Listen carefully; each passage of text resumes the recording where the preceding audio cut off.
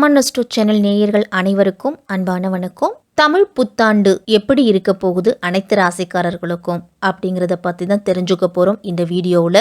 முயற்சியை விதையாக்கி நம்பிக்கையை உரமாக்கி வெற்றி பயிரை அறுவடை செய்வோம் அப்படிங்கிற பொன்மொழியோடு இந்த தமிழ் புத்தாண்டு எப்படி இருக்க போகுது அப்படின்னு தான் தெரிஞ்சுக்க போகிறோம். ஏப்ரல் மாதம் 14/4/2025 திங்கட்கிழமை நமக்கு பிறக்குது. அதே மாதிரி சித்திரை மாதம் 1ஆம் தேதியை தான் நம்ம தமிழ் புத்தாண்டா கொண்டாடிக்கிட்டு இருக்கோம். தமிழ் புத்தாண்டு குரோதி வருடம் முடிந்து விஸ்வாவசு அப்படிங்கிற ஆண்டு நமக்கு பிறக்க இருக்குது. உலகத்துல உள்ள எல்லாருமே நிறைவாகவும் மகிழ்ச்சியாகவும் வாழ போகிறோம் அப்படிங்கிறது தான் இந்த விஸ்வாவசு அப்படிங்கிறதுக்கு உண்டான பொருள். வருட கிரகங்களான சனி பெயர்ச்சி, ராகு கேது பெயர்ச்சி, குரு பெயர்ச்சி இதை வைத்து தான் விஸ்வாவசு வருடம் அப்படிங்கிறது கணிக்க போறோம். சனி பகவான் மார்ச் 29/3/2025 தான் திருக்கணித பஞ்சாங்கப்படி கும்பராசியிலிருந்து மீன ராசிக்கு பெயர்ச்சி அடைஞ்சிட்டாரு. சித்திர மாதம் 31ஆம் தேதி குரு பகவான் ரிஷபராசியிலிருந்து மிதுன ராசிக்கு பயிற்சியாக போறாரு.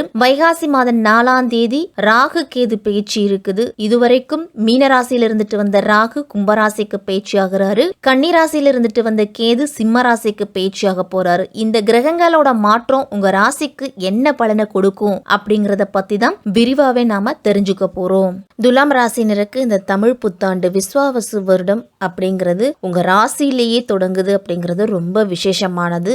சந்திரன் துலாம் ராசியில சஞ்சரிக்கக்கூடிய நாள்ல தான் தமிழ் புத்தாண்டு அப்படிங்கிறது பிறக்குது.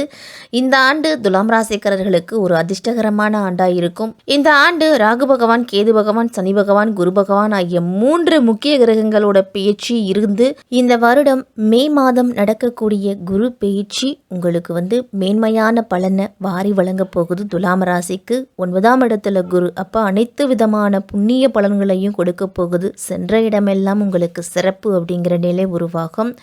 உங்களுடைய எண்ணம், சொல், செயல் எல்லாத்துக்குமே மரியாதை அப்படிங்கிறது வரும். சமுதாயத்தில் உங்களுடைய வார்த்தைக்கு எல்லாருமே மதிப்பு கொடுப்பாங்க. தொட்டது துலங்கும், எடுத்த காரியம் வெற்றியாக, தடைகள் நீங்கும், எதிர்த்தவர்கள் கூட அடங்கி போவாங்க. அத்தியாவசியமான விஷயங்கள்ல துணிச்சலோடு முடிவெடுப்பீங்க. முக்கியமான விஐபிகளோட அறிமுகம் கிடைக்கும். புதிய வேலைக்கு முயற்சி செய்கிறவங்களுக்கு புதிய வேலை வாய்ப்பு கிடைக்க போகுது. பிள்ளைகளோட வருங்காலம் கருதி சேமிக்க தொடங்குவீங்க.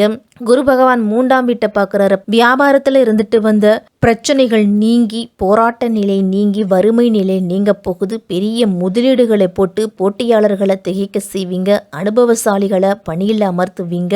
உத்தியோகத்துல வெகு நாளா நீங்க எதிர்பார்த்திருந்த பதவி உயர்வு அப்படிங்கிறது தேடி வரும். ஞாயிற்றுக்கிழமையில வீட்டுல விளக்கேற்றி அம்பாளுக்கு சர்க்கரை பொங்கல் நைவேத்தியம் வைத்து வணங்கி வாங்க.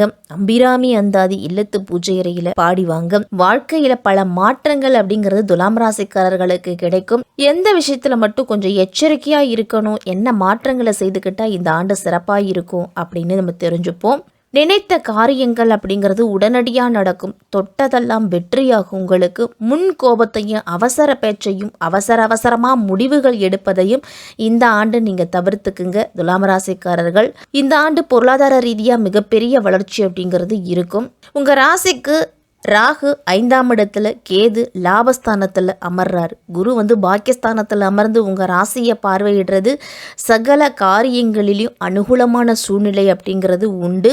ராகு பஞ்சமஸ்தானத்திலையும் கேது லாபஸ்தானத்திலையும் அமர்ந்து 1.5 ஆண்டு உங்களுக்கு பலன்களை கொடுக்க போறாரு. பூர்வ புண்ணிய ஸ்தானத்துல ராகு அமர்றதால பூர்வீக சொத்து, குலதெய்வ வழிபாடு இது எல்லாமே உங்களுக்கு சிறப்பா இருக்கும். எல்லா விஷயத்திலையும் சற்று கவனத்தோடு செயல்படுறது நல்லது. அந்நியர்கள், அறிமுகம் இல்லாத நபர்களை நம்பி முதலீடு செய்வதை தவிர்த்துக்குங்க. கேது லாபஸ்தானத்தில் அமர்றதால நீங்க செய்யும் தொழில சிறப்பான வளர்ச்சி அப்படிங்கிறது இருக்கும். உத்தியோகத்துல பதவி உயர்வு, கூடுதல் மரியாதை இதெல்லாமே உண்டு. குரு பாக்கியஸ்தானத்தில் அமர்ந்து உங்க ராசியையும் முயற்சி ஸ்தானத்தையும் பார்க்கிறாரு. உங்களுடைய யோகாதிபதி சனி பகவானும் ராகு பகவானும் சம்பந்தப்படுவதை 9ஆம் இடத்து பார்வை அப்படிங்கிறது இருக்குது. அதனால நினைச்சதை அடையும் வாய்ப்புகள் கிடைக்கும். எந்த தொழில் செய்தாலும் அதுல முழு ஈடுபாடு இருக்கும். நீண்ட நாட்கள் வராமல் இருந்த தொகை அப்படிங்கிறது விரைவில் உங்களுக்கு கிடைக்கிறதுக்கு வாய்ப்பு இருக்குது. சொந்த காலில் நின்று தொழில் செய்வீங்க. அடுத்தவரை நம்பிக்கிட்டு இருக்காம பலம்பெறும் வழியை கண்டு நீங்கள் அதில் கவனத்தை செலுத்துனீங்க அப்படின்னா இந்த ஆண்டு மிகப்பெரிய யோகம் அப்படின்னு தான் சொல்லணும். துலாம் ராசிக்காரர்களுக்கெல்லாம் பொருளாதாரத்தில் மிகப்பெரிய வளர்ச்சியும் மேன்மையும் கொடுக்கக்கூடிய ஆண்டாக இருக்கும். நீங்கள் எதிர்பார்த்த வருமானத்தில் இருந்த தடை அப்படிங்கிறது நீங்குவது மட்டும் இல்லாமல் எதிர்பாராத இடங்கள்ல இருந்தும் வருமானமும் பொருள் ரீதியான ஆதாயமும் உங்களுக்கு கிடைக்கும். வட்டிக்கு வாங்கிய கடனை எல்லாத்தையும் கொடுத்து முடிப்பீங்க.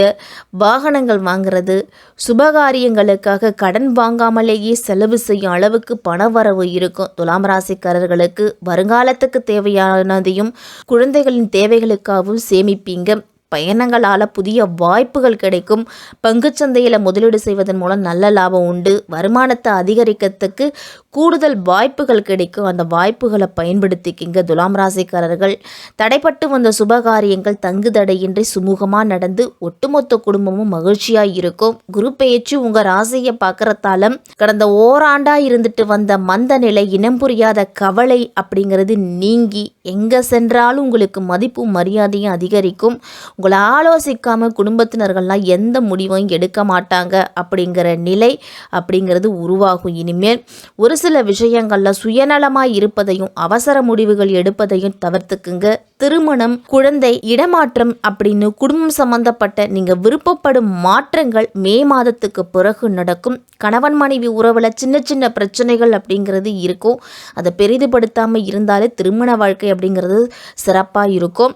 உத்தியோகம், தொழிலெல்லாம் வருமானம் ஈட்டுவதற்கு எந்த துறையில் ஈடுபட்டாலுமே அதில் புதிய முயற்சிகளும் கடுமையான உழைப்பும் உங்களுக்கு கைகூடி வரும். மே மாதத்துக்கு பிறகு நல்ல வாய்ப்பு உங்களை தேடி வரும் அப்படின்னு தான் சொல்லணும். ஒன்றுக்கு மேற்பட்ட வேலை, தொழில் செய்யக்கூடிய அமைப்பு அப்படிங்கிறது இருக்குது.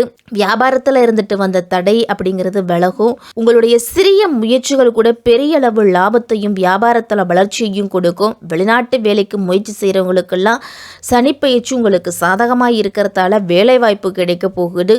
உத்தியோகத்தில் இருப்பவர்கள்லாம் புதிதாக சிறிய அளவுக்கு தொழில் துவங்கக்கூடிய சாத்தியம் இருக்குது. அதற்கான முயற்சிகளில் நீங்கள் ஈடுபடலாம்.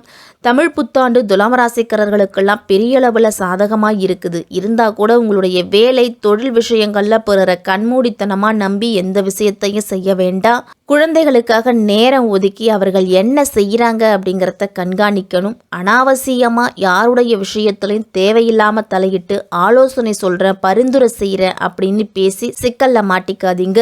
கிரகங்களோட அமைப்பெல்லாமே உங்களுக்கு சாதகமாக தான் இருக்குது. வாய்ப்புகளையும் வருமானத்தையும் புத்திசாலித்தனமாகவும் விவேகத்தோடும் பயன்படுத்தினீங்க அப்படின்னா மிகப்பெரிய வெற்றி இருக்குது. சில விஷயங்களில் பொறுமையாக இருக்கிறது பெரிய வளர்ச்சியை கொடுக்கும். துலாம் ராசிக்காரர்களுக்கெல்லாம் இந்த ஆண்டு வெள்ளிக்கிழமையில் அம்பாளை வழிபட்டுட்டு வாங்க.